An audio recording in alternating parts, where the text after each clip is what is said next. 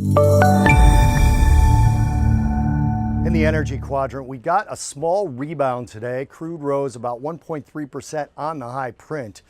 It doesn't sound like I should be calling that a small rebound, but it was following the worst sell-off in 2019.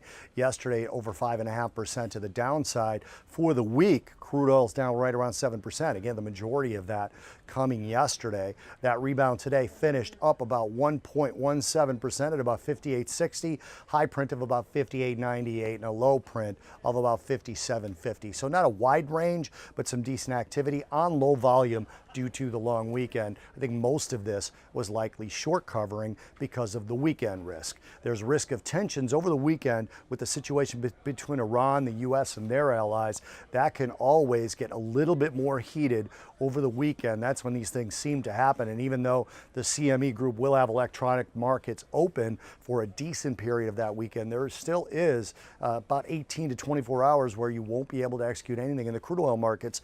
And this is not only just speculator short covering, but there is some weekend hedging that takes place by larger institutions when these kind of situations are present, and you've got a long weekend coming up because they won't be staffed. So they're trying to hedge something that could potentially happen. If there were a military flare-up, for example, crude oil could be $4, $5, $6 higher when we come back into work for a full session on Tuesday. So it is something to watch with that weekend risk, covering shorts and possibly some institutional hedges, although again, volume was on the moderate side. We did have rig counts come out earlier today, and that declined for the third consecutive week now and has dropped below 800 for the first time in quite a while. 797 rigs now active in crude oil. So that was a drop from last week's 802.